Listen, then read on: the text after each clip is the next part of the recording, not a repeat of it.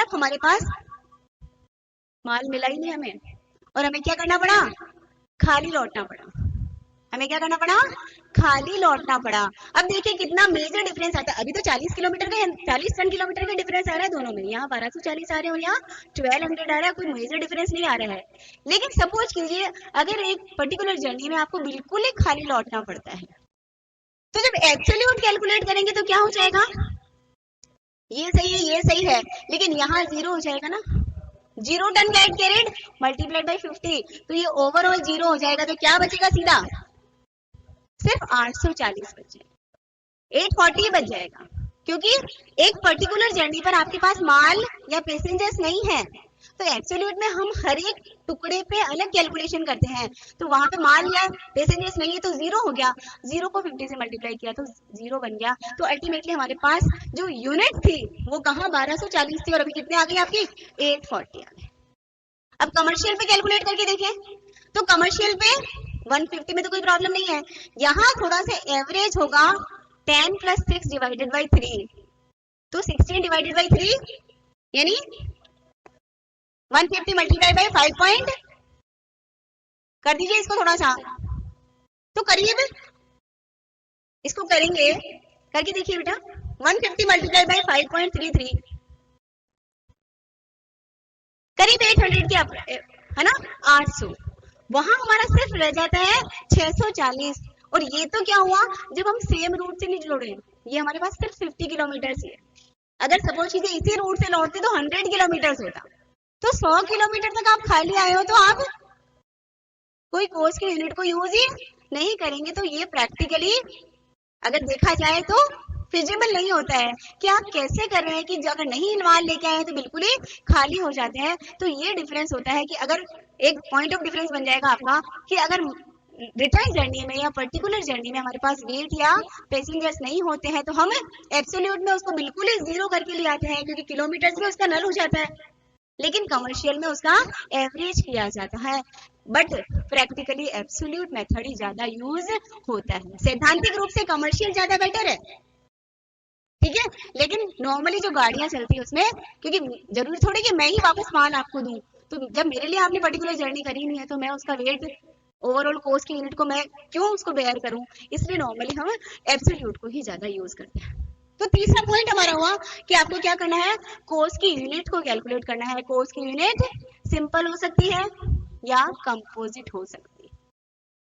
Simple में examples क्या क्या देंगे, जैसे पर किलोमीटर निकालना है, पर पैसेंजर निकालना है। अगर हम दूसरे सर्विस प्रोवाइडर्स की बात करें, पर यूनिट, अगर आपका इलेक्ट्रिसिटी का बिल आता है पर यूनिट लगा दें। अगर किलोवाट आवर्स में निकालेंगे तो कंपोजिट होगा। एक आदमी को पूरा हॉल बुक कराया है तो उससे कितना लेना है तो सिंपल हो गया, लेकिन पर मैन पर शो कंपोजिट होगा। पर पेशेंट पर डे कितना चार्ज करेंगे हॉस्पिटल में, कंपोजिट होगा। एक पेशेंट से कितना चार्ज करेंगे, सिंपल है।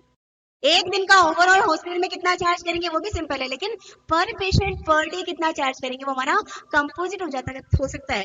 तो इस तरह से जितने भी सर्विस प्रोवाइडर्स हैं वो सिंपल या कंपोजिट कॉस्ट यूनिट को यूज करते हैं। लेकिन ट्रांसपोर्ट सर्विसेज में इसमें थोड़ा सा और डिटेल आती है कि हम ये जो कॉस्ट की यूनिट है, जो कंपोजिट वाली यूनिट है, इसको हम एब्सोल्यूट टर्म्स में भी निकाल सकते हैं। एब्सोल्यूट टन किलोमीटर या पैसेंजर किलोमीटर भी कैलकुलेट कर सकते हैं, या दूसरा कमर्शियल भी हम कैलकुलेट कर सकते हैं। तो कुल मिला के हमारा थर्ड स्टेप पहुंच गए हम। हमने क्या क्या काम कर लिया, सबसे पहले अक्यूमुलेशन किया, फिर उसका क्लासिफिकेशन कर लिया कि फिक्स्ड है या वेरिएबल है, और तीसरा पार्ट हो गया हमारा कि कॉस्ट की यूनिट आपने कैलकुलेट कर ली। जैसे कॉस्ट की यूनिट कैलकुलेट कर ली, अब तो अगर आपको मशीन आवर रेट निकालना आता है तो बस एक वही फॉर्मेट आप यहाँ यूज कर लीजिए, यानी आप बनाएंगे ऑपरेटिंग कॉस्ट शीट आप प्रिपेयर करेंगे फॉर द, अब मंथ दे दे तो मंथ के लिए, पर्टिकुलर ट्रिप के लिए कह दे ट्रिप के लिए, पूरा ईयर के लिए कह दे तो फॉर द ईयर, जो भी ईयर दे रखा है वो आप डिटेल डाल दीजिए, राइट। और ये जो ऑपरेटिंग कॉस्ट शीट हम प्रिपेयर करेंगे, इस ऑपरेटिंग कॉस्ट को बनाते समय हम यहाँ पर अगर हमारे पास पिछले साल का डेटा है तो पिछले साल का डेटा भी डाल दीजिए। आपकी बजटेड कितना था, लास्ट ईयर का डेटा ये हमारे बजटेड फिगर्स और ये हमारे इधर एक्चुअल फिगर्स हम डाल देंगे। ये हमारा पर्टिकुलर्स का कॉलम हो जाएगा, ठीक है। ये कॉलम आपका हो गया पर्टिकुलर्स का, जिसमें आप डिटेल लिखेंगे। और पर्टिकुलर्स के कॉलम में लिखने के बाद नेक्स्ट जो हमारा है फॉर्मेट, उसके अंदर आप डाल दीजिए कि कितना आप टोटल कितना था और पर कितना है। जैसे पर टन है तो पर टन किलोमीटर, पर टन किलोमीटर। फिर एक्चुअल ये जो भरेंगे ये वाला फॉर्मेट तो अगर लास्ट ईयर का गिवन है तो लिखना है, ये वाला पार्ट दो। और प्रैक्टिकली अभी जो अब इस साल का जो डेटा होगा उसको आप टोटल और पर टन या पैसेंजर किलोमीटर में यहाँ हम लिख देंगे। जो फॉर्मेट हमारा चलेगा उसमें फिक्स चार्जेस है, जिनका दूसरा नाम क्या है, फिक्स चार्जेस का सेकंड नेम है स्टैंडिंग चार्जेस। फिक्स चार्जेस का पहला नाम मतलब फिक्स चार्जेस तो है, इसके अलावा इसको स्टैंडिंग यानी नॉर्मली टाइम बेस्ड जो चार्जेस है उनको हम लिखेंगे ए पॉइंट पर, ठीक है। फिर जितनी भी डिटेल है डाल दीजिए यहाँ पर, जितने भी तरह के खर्चे हैं, जैसे मैंने आपको कहा कि गैरेज का रेंट है या रोड टैक्स है या इंश्योरेंस है या और भी जो फिक्स खर्चे हैं वो सारे डाल देंगे। बी डालिए आप वेरिएबल चार्जेस। वेरिएबल के आप चाहे तो हम क्या कर सकते हैं, रनिंग और मेंटेनेंस के सब पार्ट बना सकते हैं। रनिंग एंड मेंटेनेंस के चार्जेस हम डाल देंगे सेकंड पार्ट में, ठीक है। ये खर्चा यहाँ लिखते चले जाएंगे टोटल वाले कॉलम में और पर हर बार डिवाइड करते चले जाएंगे। नॉर्मली स्टैंडिंग को हम अलग अलग डिवाइड नहीं करते हैं, एक साथ डिवाइड करते हैं और अल्टीमेटली नीचे ओवरऑल हमारी कॉस्ट प्रिपेयर हो जाएगी। तो वेरिएबल चार्जेस में रनिंग चार्जेस एंड मेंटेनेंस के चार्जेस आ गए। फिर इसके नीचे क्या कीजिए, सी में क्या बन जाएगा, सी में क्या बन जाएगी इन दोनों का, ये टोटल ऑफ ए का टोटल, फिर यहां आपने किया बी का टोटल यानी वेरिएबल का टोटल, और टोटल कॉस्ट हो जाएगा ए प्लस बी। टोटल कॉस्ट निकल गया। और लास्ट काम अगर आपको कहा, अगर क्वेश्चन रिक्वायर करता है तो पहली चीज तो होगी कॉस्ट पर यूनिट, यानी टोटल जो भी आया है उससे डिवाइडेड बाय, यहां जरूर लिखिएगा एक चीज कि आपके कॉस्ट के यूनिट क्या है। जैसे यहां मैंने लिया 10 किलोमीटर, आपने निकाले अगर 1240 तो 1240, अगर एब्सोल्यूट वाला यूज किया था तो, कमर्शियल वाला यूज किया तो 1200। वो कॉस्ट के यूनिट को यहाँ क्लियरली लिखना जरूरी है। ऑपरेटिंग कॉस्ट जो स्टेटमेंट हम प्रिपेयर करते हैं उसके अंदर यहाँ हम कॉस्ट के यूनिट को लिख लेंगे और अल्टीमेटली हमारी कॉस्ट पर यूनिट निकल जाएगी।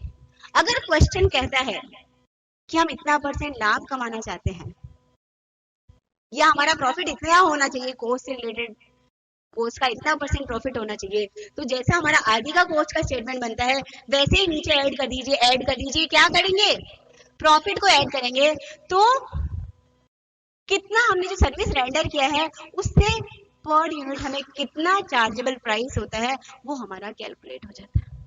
ठीक है, क्लियर है। तो कुल मिला के ऑपरेटिंग कॉस्ट कैलकुलेट करने के लिए हमें 4 टुकड़ों में काम करना है। सबसे पहले एक्यूमुलेशन ऑफ एक्सपेंसेस करना है, उसके बाद उनका क्लासिफिकेशन करना है, इंपॉर्टेंट काम है कॉस्ट की यूनिट कैलकुलेट करना और अल्टीमेटली आपको इसकी कॉस्ट शीट प्रिपेयर करना। अगर ट्रांसपोर्ट सर्विस प्रोवाइडर्स हैं, देखिए मैं एग्जांपल थोड़ी सी चेंज कर देती हूँ। अगर अभी मैं लगातार आपको ट्रांसपोर्ट के एग्जांपल दे रही थी, बनेगी ऐसी शीट। अगर ट्रांसपोर्ट सर्विस प्रोवाइडर्स है तो वो मैंने बोला garage, land, driver, mechanic, cleaner, conductor, ये नाम आए। अगर आप कैंटीन देते हैं, अगर आपको किसका प्रिपेयर करना है ये कॉस्ट स्टेटमेंट, अगर कैंटीन का प्रिपेयर करना है तो बस यहाँ पर जैसे जो खाने की चीजें होती है उसको प्रोविजंस बोल लेंगे, जैसे ब्रेड, बटर और जो भी चीज आप समोसा, कचौड़ी अपनी लैंग्वेज में जो भी आपको क्वेश्चन में गिवन होगा वो। उसके बाद आपके कुक सैलरी में यहाँ पे ड्राइवर और कंडक्टर, मैकेनिक की सैलरी होगी, वहां कुक की सैलरी, क्लीनर की सैलरी, जो सर्विस जो बॉय जो है वो सर्विस बॉय है उसकी सैलरी, उसको हमने ले लिया। अगर हम हॉस्पिटल की बात करते हैं तो हॉस्पिटल में भाई रूम अटेंडेंट की सैलरी, जैसे सपोज कीजिए अटेंडेंट सैलरी जो होगी वो डॉक्टर की हो सकती है, नर्स की हो सकती है, जो स्टाफ है उसकी हो सकती है। अगर हम होटल की बात करेंगे तो रूम अटेंडेंट होगा उसकी सैलरी हो जाएगी। डेकोरेशन, फर्निशिंग पे खर्चा थोड़ा अलग तरह का आ जाएगा। तो जो कॉस्ट के हेड्स हैं बस वो चेंज हो जाएंगे। बस हमें ये आइडेंटिफाई करना, हम जानते हैं, शुरू से करते आ रहे हैं कि बस वो खर्चा अगर टाइम से रिलेटेड है तो स्टैंडिंग में डालना है, और अगर वो उस पर्टिकुलर काम